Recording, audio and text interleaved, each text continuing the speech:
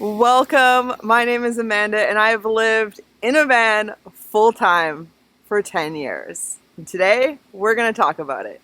However you slice it, 10 years is a long time to invest into an alternative lifestyle. It's 120 months, 522 weeks, almost 88,000 hours, and over 5.2 million minutes. But thankfully, I haven't been alone. I've had a co-pilot this whole time, so let's go meet him.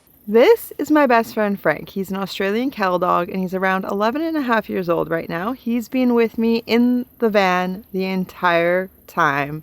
But unfortunately with age, he is dealing with very severe arthritis. So that's why his foot's wrapped up, just to help some sores heal from rubbing on the ground.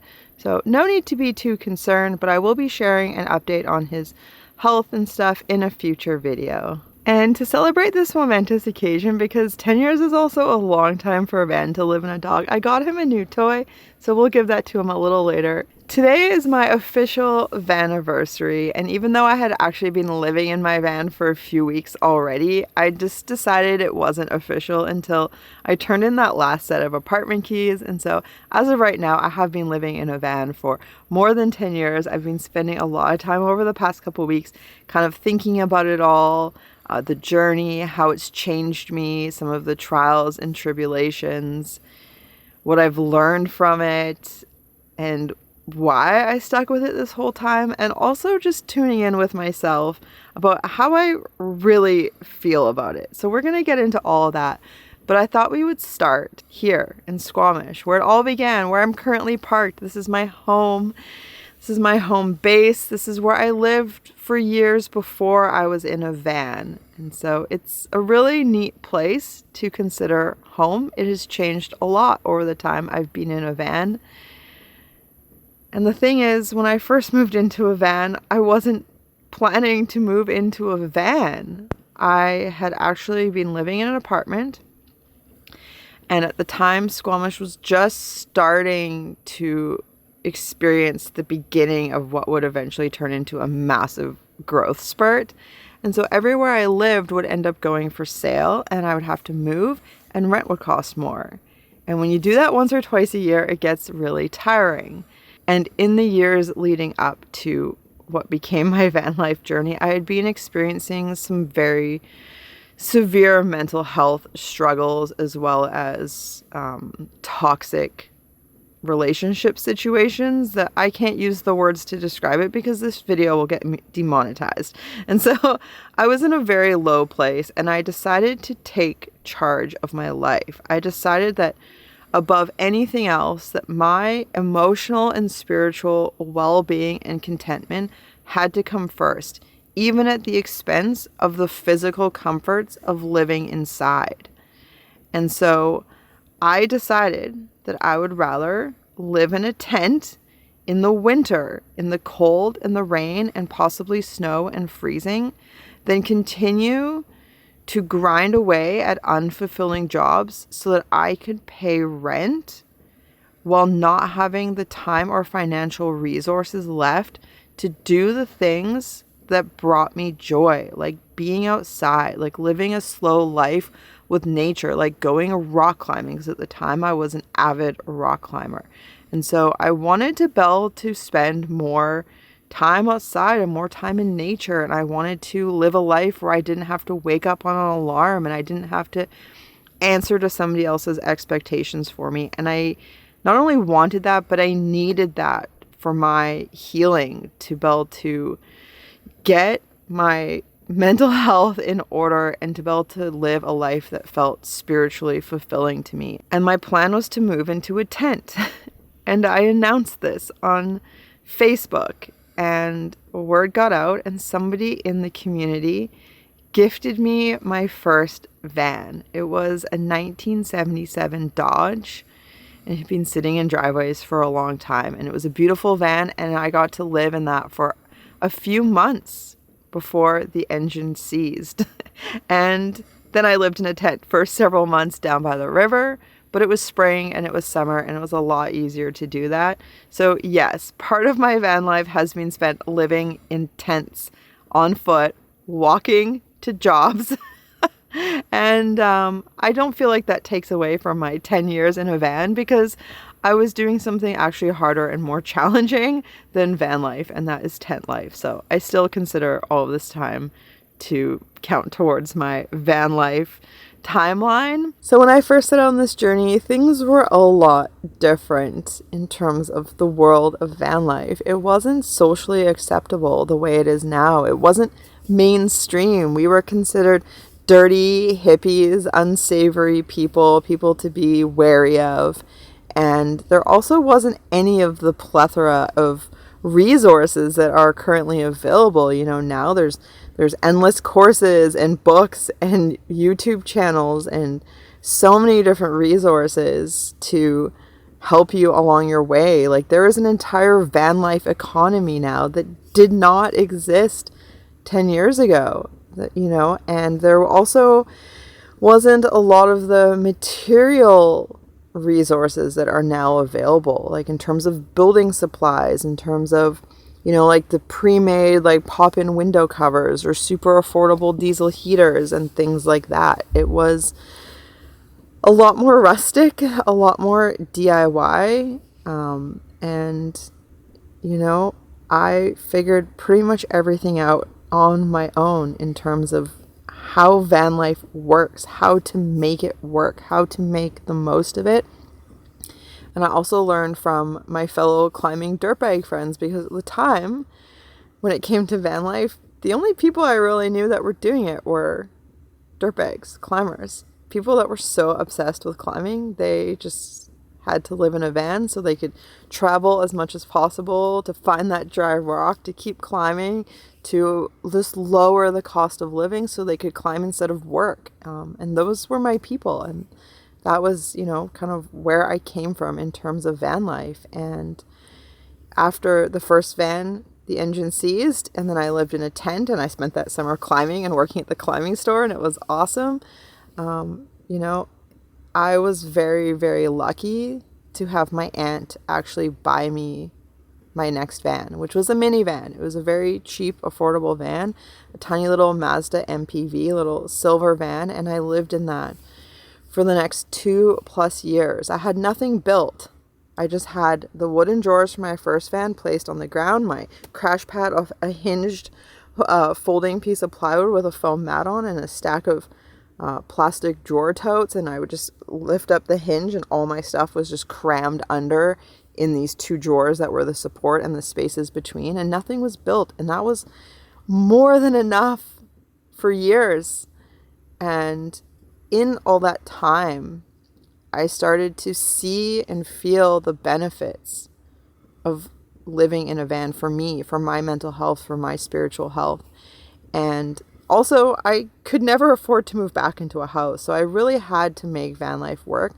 I had to find the mindset to make the challenges something that didn't break me. I had to always look for the silver lining. I had to constantly remind myself of how much it destroyed me to live a conventional lifestyle prior to moving into a van. And so it took a lot of mental discipline to make van life that was something fun, as opposed to me being a victim.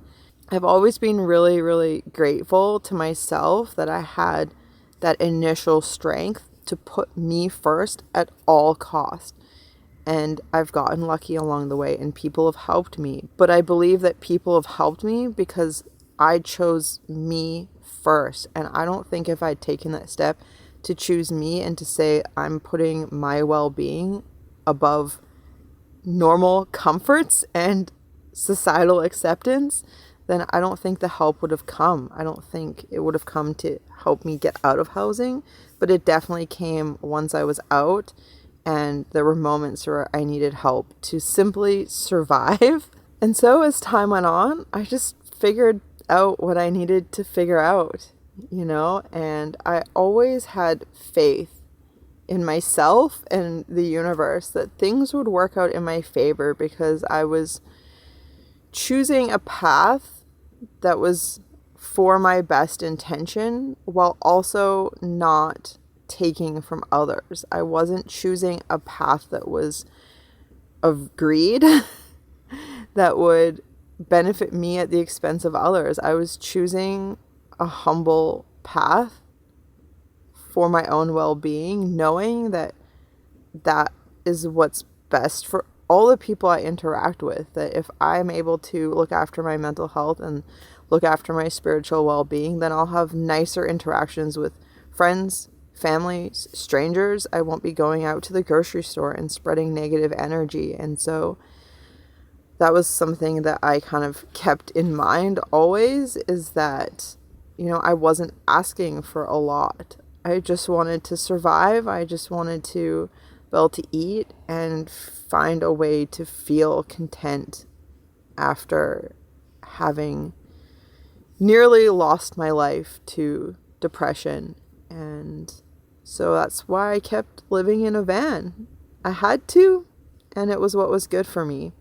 And the more time went on, the more fun things got, and the more I started to heal and feel lighter. And after a while, I outgrew that minivan. My back could not handle not being able to sit up straight. This van is designed so that I have just enough space to sit with a straight spine. But my minivan, I only had about this much space. So it was really bad on my back, and the whole van was starting to break down and die. And thankfully, by that point in time, I had saved up a little bit of money, and I bought Truck, my current home. And this has been my home now for more than 7 years. And I absolutely love it. But you might be wondering, okay, but how did you afford this for the past 10 years? Before I can continue with this video, I do need to take a moment and just real quick thank the sponsor, who is Element. They are by far my favorite and tastiest electrolyte drink mix on the market. They have a science-backed blend of electrolytes, which are absolutely essential to replace. Whenever you do anything that, sweats, you lose electrolytes. So you need to replace them because they play a vital role in so many different functions in the body. And I notice I feel a lot better when I'm on top of my hydration and electrolyte consumption. And they have tons of different great flavors. Some of my favorites are raspberry salt, watermelon salt, orange salt, and citrus salt. And right now, for a limited time, they have the chocolate medley bundle, which contains chocolate mint, chocolate chai, and chocolate raspberry. And because I'm an Element partner, I have a special deal for you you won't find anywhere else on the internet except for with partners like myself. And that is if you go to drinklmnt.com/TideLineToAlpine and make a purchase, you're going to get the sample pack included, and this has all 8 flavors, so you can figure out which one you'd like to try next or just share with a friend. So once again, that is drinklmnt.com/TideLineToAlpine. Make a purchase, you'll get the sample pack. If you happen to not like it, which I really doubt it's going to be the case, they do have a no hassle money back guarantee. But I've been getting a lot of comments lately from viewers such as yourself who have been giving Element a try and absolutely loving it. So I think you will too.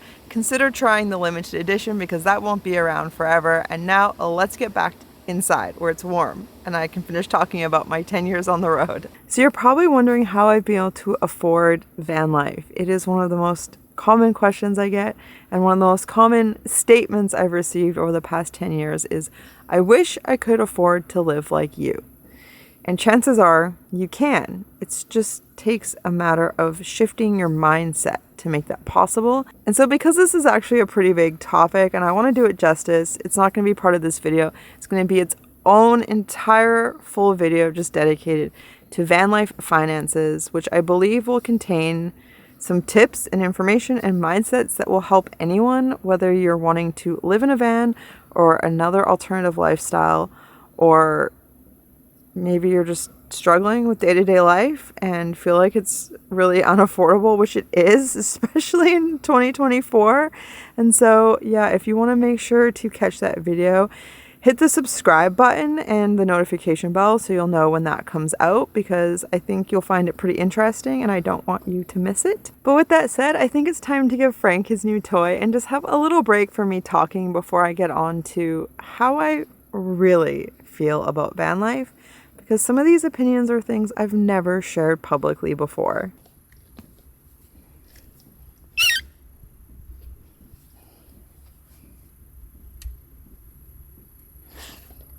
Yeah, that's for you, bud. Go ahead.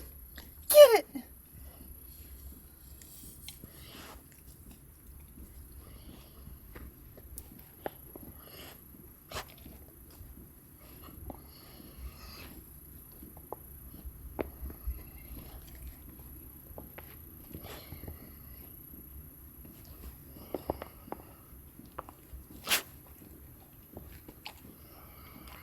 It's really important for me to include Frank in every video. He's a huge part of my life. He is my co-pilot, my best friend, my companion, and he's been with me this entire time on this journey, although things have really changed for him. When we set out, he was a young pup with boundless energy, and he really benefited from the amount of time we could spend outside, but also because I refused to take jobs that I couldn't bring him with me, and so we were together 24/7, and I was able to really focus on his training and help him grow into a really nice young man, because he was quite unruly for his first couple years. And now, many years later, he's an old guy. He's crippled with arthritis, and he can't really walk much aside from just around camp to go to the bathroom and sniff some things. But I got him a chariot this past year, and I take him out for wheeled walks, which he absolutely loves. He's still super passionate about sticks, so I try to find him some good sticks. And of course, he likes playing with his toy, and he loves treats, but what dog doesn't? And you know, he's not as physically capable as he once was, but he's really happy. He's in really, really good spirits, and we have a good medical team, and we're able to medicate him in such a way that he's really comfortable. You know, he's not suffering from pain. He's not crying and whimpering. He's really, really happy.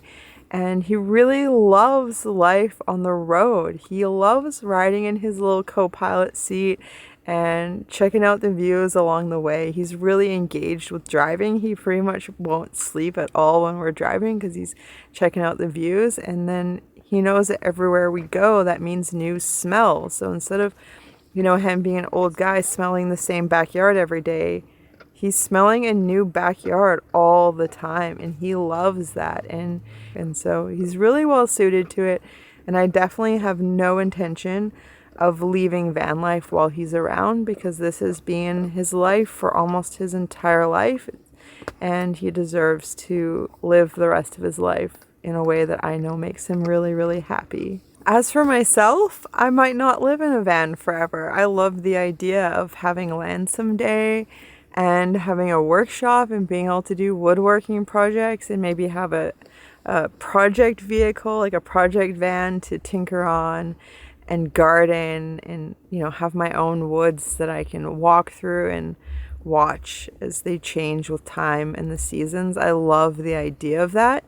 But it's really far away financially, so I'm trying not to get too caught up on that idea and just, you know, enjoy the life I have, which is amazing. I've really, really grown to love living in a van over the years. You know, it's super cozy. I am not a minimalist van lifer. I have a lot of stuff. And I've really made it home. You know, the addition of these lights was game changing, because before I just had like a headlamp or like one little lantern, and for many years before that I just had a single candle lantern, and pretty much if it wasn't daylight we were in the dark, because I have had a very bare bones setup all this time. I've never had plumbing or built-in water tanks or a sink. I've never had a refrigerator. I've never had a built-in kitchen. I have spent, like I mentioned, the first 4 years of my life, I was just cooking on the ground with a camp stove. And then a year after moving into truck, my grandfather and I built the flip-up table for my side door. And then I can cook, you know, sitting in the doorway or standing. If the weather is nice, or I put up, you know, like a tarp or my moonshade to protect from the rain, then I can cook outside. But usually if the weather's bad, then I just use my little pocket rocket to make soups inside, or I just eat things that don't require cooking. And I've become very accustomed to a very simple form of life. And I feel like for me it's been easy to live without like all these amenities that have kind of become kind of normal in van life, because for me it's never been about the van or trying to live a normal inside life in a van. It's been about the experiences of living in a van, of being with nature, living a slower pace of life, being able to live on my natural like rhythms of day-to-day life. And for me, a lot of it has been about the growth that comes from overcoming the discomforts of van life and the inconveniences. You know, a lot of people on the outside will look in and think, oh, it's so much easier because you're not, you're not paying bills, like you're not trapped in a job. And it's like, well, I mean, I have a full-time job, I have bills, and I have all sorts of other challenges. Like, yes, I can drive away if my neighbors are annoying, but there's different challenges. Like, I live in the Pacific Northwest. It's where I'm based. It's where I like to spend a lot of my time. So moisture and mold are a big thing. Filling water, finding showers, dealing with waste properly. And there's just a lot of little things that make the challenges of van life different than the challenges you might have in a house. But I wouldn't say that it's inherently easier. It really depends on your personality and your strength as a person, like which one is going to be easier for you. And so for me, even though there's a lot of, especially physical challenges associated with van life, I personally find it easier than the emotional challenges I was facing living in a house. And there are also emotional challenges of living in a van. Things wear on you, like finding a place to park all the time, or like last night I came out to park in one of my favorite places and it was taken. So now I'm actually parked somewhere that in 10 years I've never spent a night here. And it's different, it's nice, and you just have to flow with it. And so a big part of van life for me has been learning to let go and just go with the flow and just take things as they come. And like I said, have faith that I can deal with the obstacles I'm faced with and that things will just work out in the end. They always have. I have 10 years of experience now showing me that I can handle whatever comes my way, that everything always gets worked out, and that no matter how big of an inconvenience I've faced, I've had many breakdowns, I've been stuck many times, I've been towed more times than I can count, and it always works out. And so a big part of it is just letting go of the need to control everything, letting go of the need for certainty, and just living, man, just enjoying it, looking for the positive in everything, looking for the learning opportunities, because a lot of stuff is gonna go wrong. Things are gonna go wrong. There's gonna be stressful situations, and you just have to look for the learning opportunities so that you at least get something out of it for those hardships. And so I love that. I love that about van life, that it keeps me on my toes, that it keeps me learning and growing. And I've had so much time to invest in building different skills and becoming like a really well-rounded person that's competent and capable and knowledgeable in a bunch of different areas. And I have lots of time for all sorts of different hobbies and doing things that I really love. And I have a lot of time to look inward and focus on myself and kind of dig into my soul and work on healing traumas. And like I've keep mentioning, like my spiritual path is something that's really, really important to me. And living in a van allows me to prioritize that in a way I was never able to before. And so as a result of all of that, in 10 years, I've become a very, very, very different person. I'm a lot calmer. I'm a lot less reactive. It's one of the biggest things I've noticed is that I used to be a very reactive person, very, very prone to anger and retaliation. And I was very sort of indignant about a lot of things. And over the years, I've learned to take a breath and process things before I react, to take a lot of things way less personally. So much of my experiences in life are just, they're not about me, the way I experience the world or experience other people. It's not about me. They have their own life and world going on. And I've been able to not just intellectually understand that, but be able to understand it in an integrated way that allows me to change the way I respond and the way I live and the way I feel. Instead of feeling hurt by somebody's actions and thinking, oh, it's about them, not about me, I'm able to have a situation that maybe I don't like and be able to feel whatever, that's fine. It's not about me. It's about them. And it's not an intellectual thing. It's an actualized thing. And so, you know, sometimes people move into a van and it breaks them and they leave and they hate it and it's not something they'd ever do again. But obviously, I've been able to deal with it in such a way that I really, really thrive now. And yeah, I'm really proud of who I've become and the growth I've experienced. And I look forward to seeing who I continue to grow into in years to come in a van.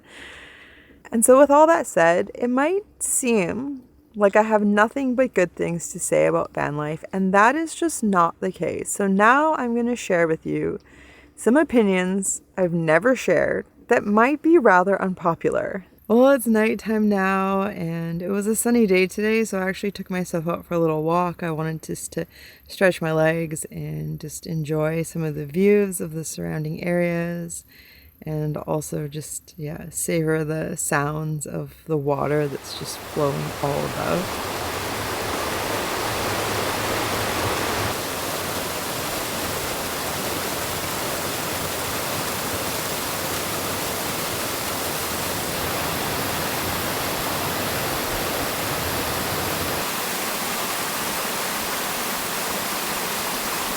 Yeah, now I'm settled in for the night. I've just made dinner, just like a quick soup that I can cook inside because it's freezing out. We have some really cold weather on its way in, and I just didn't want to have the doors wide open so that Frank can stay cozy. But yeah, 10 years in a van, I definitely wouldn't have made it this far if I didn't like it. I have done a very, very good job, I think, of making the best of it. And I think I'm well suited for it in terms of temperament and just tolerance and mental fortitude. But there's things I don't like about it at all. And so for the final part of this video, that's what I'm going to share. The things I don't like. The things that have changed over the years that I really, really don't like. Because when I first started living in a van, there was less than 1,000 uses of #vanlife, and now there's millions. And so yeah, it's changed, and it's changed for the worse in a lot of ways. So one of the changes I've seen that I really don't like is the gentrification of van life. My first couple years, everyone who lived in a van was like a really unique character, and every van was really unique and different, and everyone's just kind of like hodgepodging things to make it work. And a couple years in, there was this movement to gentrify it. People wanted to get in on the lifestyle without being associated with the people that were already living the lifestyle. They wanted to clean up the image.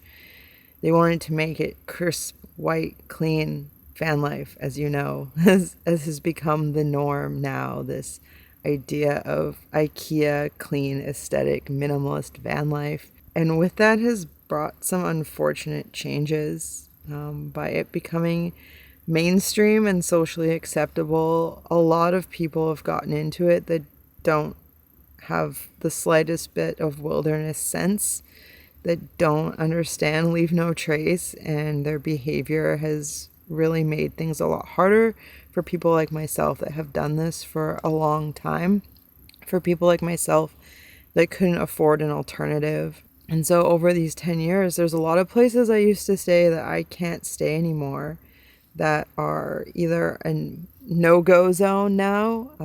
There's, you know, legal stuff like bylaws that are making it not allowed to stay there, or it's just very unlikely to actually get a spot there, because with the growth in van life have come things like iOverlander that have just basically handed camp spots to people on a silver platter who don't have to have any sort of sense of their own to figure it out.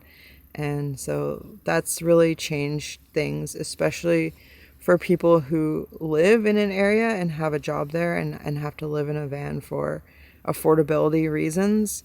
There are places here in Squamish that I have stayed before iOverlander and post iOverlander, And post-Overlander, you're a lot more likely to have garbage and feces left behind. And that's really unfortunate because that's how places get shut down. So I really don't like that about van life. I don't like that so many people just publicize places as a way to get social credit. I think just I think you can make better content, or just be a more interesting person instead of just handing people GPS coordinates for clout. Yeah, I don't like that. I don't like that at all. And my personal story is that I was, priced out of housing. I couldn't afford to keep paying rent, and I chose myself over grinding and hustling to make that a viable option. And I'm somebody who believes that housing shouldn't be a commodity. It shouldn't be a source of investment and to build wealth. And unfortunately, it is, and that is a significant contributing factor to housing being so unaffordable. And that mindset has also trickled over into van life, where you have people just flipping vans for profit. And because they do that, they have the capital to go out and just buy up vans as soon as they become available. And that makes it harder for people just trying to have a home to get something that they can do a minimalist build in. Instead, these people are buying them, doing a fancy build, and then selling it to people at a huge profit. I mean, 10 years ago, you never saw a $250,000 van, and I think it's pretty ridiculous that they exist to begin with now. And so another thing I really don't like about van life is the fake van lifers. Because van life has gotten popular and trendy, now you have people that own a nice van and they go out on weekends to create content, or they just go for a couple weeks for like a road trip and create content and call it van life. And there's a difference between van life and road tripping, and it's totally cool to go on road trips. It's totally acceptable, but it's not van life if you have a home to go back to. When you have a home to go back to, you don't have to deal with a lot of the things that full-time van lifers have to deal with, because you can just go home. You can just escape when it becomes uncomfortable or cold or road conditions get bad or something heartbreaking happens in your life. You can just escape to the comfort of your home and the amenities of your home. Or, when van life starts to wear on you, you don't have to toughen up. You can just go home. And so I really personally don't like that people can't just own their road tripping. Like, there's nothing wrong with that. There's no shame in that. Like, I think road tripping is awesome. And the reason I really don't like these sort of fake van lifers, or people, calling themselves van lifers when they're really just on a road trip, is because when they go and they do that and they create content about that, it gives people a false impression of what being a full-time van lifer is really like. They tend to really glamorize things. And I've just over the years seen so many people get into van life and then have a really hard awakening, or end up really disappointed because it's not at all like they were led to believe it was. And that's because those people that are doing that for their own financial gain, not to be genuine people. And so, yeah, I really don't like that's come about in recent years. So you've probably noticed that all these things I don't like about van life aren't really about me living in a van. It's about what's happened in the van life world around me over the past couple of years. And yeah, I love living in a van, but a lot of these things that have happened that I've mentioned have made my life harder.